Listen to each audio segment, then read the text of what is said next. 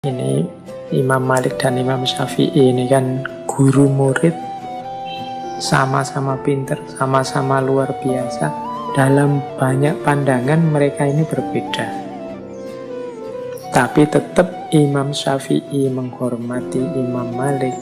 Imam Malik menyayangi Imam Syafi'i.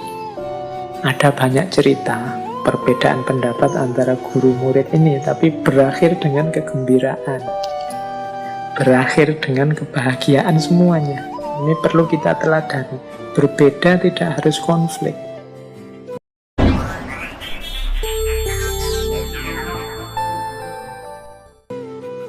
Jadi ada cerita begini. Jadi suatu ketika Imam Malik ini bilang pada Imam Syafi'i pandangannya tentang rezeki. Katanya Imam Malik, rezeki itu datangnya tanpa sebab. Orang itu cukup bertawakal pada Allah, nanti Allah akan memberi rezeki. Rumusnya, katanya Imam Malik, lakukan yang menjadi bagianmu, selanjutnya biarkan Allah mengurus yang lainnya.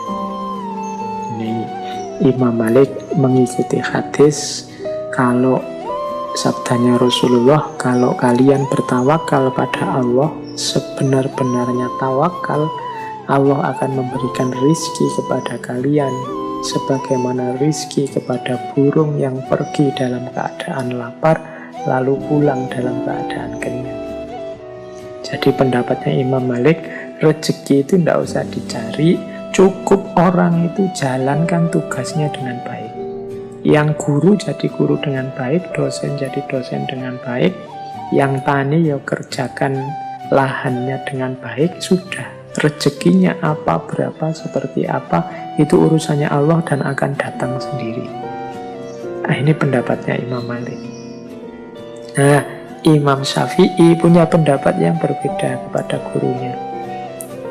Wahai Syekh, karena tadi alasannya hadis seperti burung yang pergi dalam keadaan lapar lalu pulang dalam keadaan kenyang, Imam Syafi'i bilang, wahai Syekh, kalau burung itu tidak keluar dari sangkarnya, bagaimana mungkin ia mendapatkan rezeki?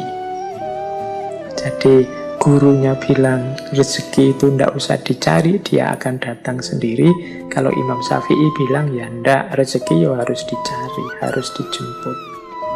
Nah, ini beda pendapat, tapi ya ndak gegeran. Nah, ada cerita terus. Suatu ketika Imam Syafi'i ini berjalan-jalan, beliau melihat serombongan orang sedang panen anggur. Wah, terus Imam Syafi'i, wah, ini ada kesempatan untuk dapat rezeki. Imam Syafi'i terus membantu panen anggur itu, membantu orang panen. Nah, setelah panen selesai, Imam Syafi'i diberi imbalan beberapa ikat anggur sebagai balas jasa. Wah, ini seneng Imam Syafi'i ini, dapat anggur lumayan ini. Selain dapat anggur ini, saya mau menunjukkan ke guruku bahwa teoriku yang lebih benar. Datanglah Imam Syafi'i dengan membawa anggur pada Imam Malik. Ditaruhlah anggur itu di depan Imam Malik. Imam Syafi'i cerita pengalamannya tadi, membantu orang panen anggur. Terus Imam Syafi'i bilang, seandainya saya tidak keluar dari pondok kita ini dan melakukan sesuatu, membantu orang manen, ya tentu saja anggurnya tidak akan pernah nyampe di tangan saya ini, yang kita makan bareng-bareng ini. Kalau saya diam saja, ya anggurnya tidak datang. Mendengar kalimatnya Imam Syafi'i ini, Imam Malik ya tersenyum.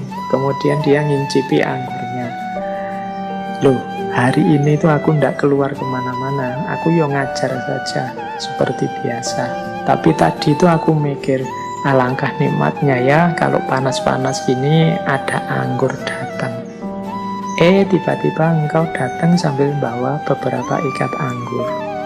Loh, bukankah ini bener aku toh? Lakukan yang jadi bagianmu, rezeki urusannya Allah.